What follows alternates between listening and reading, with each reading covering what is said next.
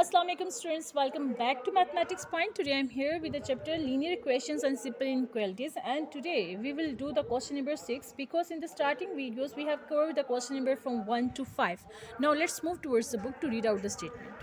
Okay, Ji, the statement of the question number 6 is a travel agency is planning for a holidays for a group of people. The agency receives quotations from two coach companies, Maya Express and Great Holidays. Okay, they are asking about the two coach companies. One is the Maya express and other is the great holiday. ठीक है, ये दो coach आपके पास जो companies हैं वो है. Then Maya express charge $15 for each person. हर पर्सन का जो माया एक्सप्रेस है कितना चार्ज करिए, $15. While great holidays charge a fixed amount of $84 and an extra of $12 per person. 84 तो उनकी फिक्स है ही है, 84 हर एक को पे करना पड़ेगा. उसके साथ पर पर्सन का कितना चार्ज करें, that is $12. If the total number of the charge by each company is the same, अगर दोनों कंपनीज जो भी चार्ज करी हैं, माया का कितना था आपके पास 15, ठीक है, पर्सनस कितने हैं वो नहीं पता, हम उनको ज्यूम करेंगे. और हमारे पास ग्रेट हॉलीडेज 84 तो फिक्स है, उसके पास प्लस जो $12 और चार्ज होंगे. इन दोनों को जो भी चार्ज करें, what ever they have the charges, वो हमारे पास इक्वल हो जाते हैं. दोनों कंपनीज एक दूसरे की इक्वल चार्ज कर रही हैं. So we have to find out the number of people going on the holidays. तो हमने बताना है कि कितने लोग हॉलीडेज़ में जा रहे हैं. ठीक है, if the total amount charge by each company is the same, अगर टोटल अमाउंट सेम होगी then find the number of the people going to the holidays. We have to find out, okay, how the total amount of the number are going to be in holidays. Now first of all, in the whole question there are one thing unknown, that is the number of the peoples. ठीक है, जिसको हमने find out करना है. So we have to assume the number of the people, and then after then we have to put out the data in a numerical form. Okay ji, now we have to assume the number of the people. We let the people, ठीक है, is equal to x. हम assume कर लेते हैं जो person है हमारे पास वही क्या है, x. Now the first companies of the Maya express कितना चार्ज कर दिया है, माया एक्सप्रेस चार्ज $15 पर पर्सन. $15 जो पे करने पड़े हैं पर पर्सन को करने पड़े हैं. So we have to just assume 15 into x, ठीक है, पर पर्सन के. सेकेंड हमारे पास था ग्रेट हॉलीडे. अच्छा जी, ग्रेट हॉलीडे आपके पास 84 तो उसका फिक्स चार्जेस है ही है, 84 तो फिक्स चार्जेस के डॉलर्स इतने हैं. इसके साथ वो पर पर्सन का कितना एक्स्ट्रा चार्ज करिए, $12. और जो 12 है ये पर पर्सन का है. सो पर्सन हमने यहाँ पे क्या लेट किए थे, पीपल कह रहे, पर्सन कह रहे, एक्स लेट किए थे, तो ये आपके पास हो जाएगा x + 12. ठीक है, तो यहाँ पे तो हमने सिर्फ डाटा पुट आउट कर लिया जो कि था पर पर्सन, यानी कि पीपल्स हमारे पास या पर्सनस लिखे, we have just assume as the x. जितनी हमारे पास जो कोस्ट एक्सप्रेस जो हमारे पास कंपनीज हैं जैसा माया है वो 15% पर पर्सन चार्ज करिए. सो 15 इंटू एक्स. एक्स क्यों आया, क्योंकि 15 पर पर्सन है, तो you have to related with the person. Then when we talking about the great holidays, in great holidays 84 is the fix amount that the great holidays charge. Then after in that, okay, then when we are talking about the great holidays, so 84 are the fixed amount that the great holidays charge, and after on that the extra $12 are going to be charged on per person. Again we have to add it $12 and related by the per person. ठीक है, क्योंकि $12 per person था तो person का x इसके साथ आएगा. Now both the companies, whatever they are going to be charges, the overall charge of both the company are same. So that's mean that $15 of Maya Express would be equal to whatever the great holidays are going to be charged. So these two charges are going to be equal. ठीक है, दोनों जो भी charge करें overall वो आपके पास charges equal आ रहे हैं. फ्रॉम नाउ अब हम यहाँ से वेरिएबल सॉल्व कर लेते हैं. 15x, here we have to plus 12x, so in this side of the equal become minus 12x, and that is 84. so 15 minus 12 is equal होगा 3x के. अब 3x is equal to 84. x is equal to, हम इसकी value find out कर लेते हैं. Coefficient 3 both side में divide कर दें, यहाँ पे मल्टीप्लाई हो रहा है, इधर आके डिवाइड हो जाएगा. x is equal to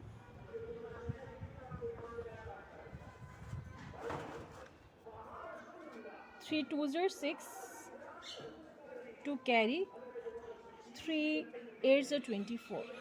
So this is the total amount of the number because we represent x by the person. So these are the total amount of the number that are going in the holidays.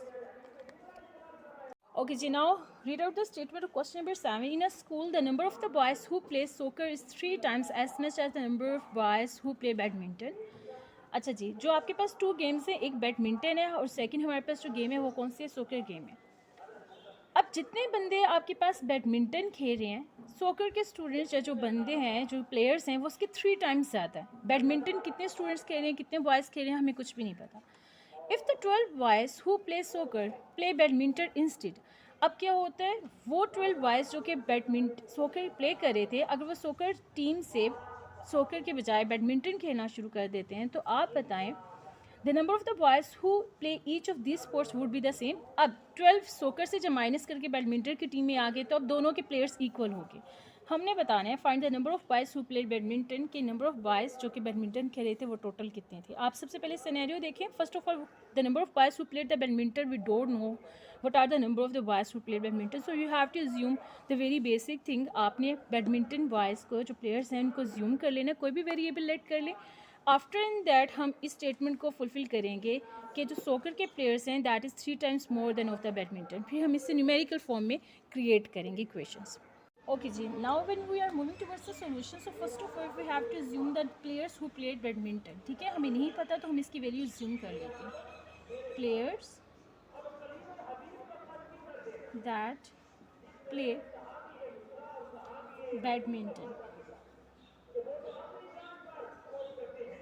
अब हम इसको क्या assume कर रहे हैं, x. हमारे पास जो number of players थे जो कि बैडमिंटन प्ले करते हैं, हमारे पास कितने एक्स हैं. अब सोकर्स के जो प्लेयर हैं वो बैडमिंटन के 3 टाइम्स हैं. नंबर ऑफ सोकर प्लेयर लिख देते हैं हम इसको.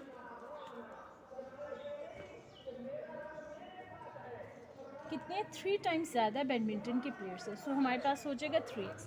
अब सिनेरियो जो हमारे पास गिवन सिचुएशन है that is 12 boys who play सोकर प्ले बैडमिंटन. यानी कि 12 बॉयज़ वो जो कि सोकर प्ले कर रहे थे वो यहाँ से किसके प्लेयर बन जाते हैं, बैडमिंटन के. जब वो सोकर के प्लेयर्स हमारे कितने हैं, 3x. इसमें से 12 माइनस करके किस में ऐड हो जाएंगे, जो आपके पास बैडमिंटन के प्लेयर हैं. 12 वो बॉयज़ वो प्लेयर्स जो कि आपके पास सोकर प्ले कर रहे थे, instead of soccer they are going to play the badminton. तो डेफिनेटली वो इस टीम से माइनस होंगे तो इस टीम पे आपके पास इंटर होंगे, तो इसके प्लेयर माइनस हो जाएंगे 12 और इसके ऐड हो जाएंगे.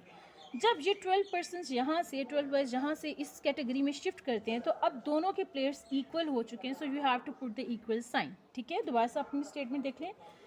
We have the number of the boys who played badminton. We assume it here the x. Then the number of the players who played the soccer is 3 times more than the player of the badminton. So here we have to show is a greater form, that is the 3 times of x, number of the badminton.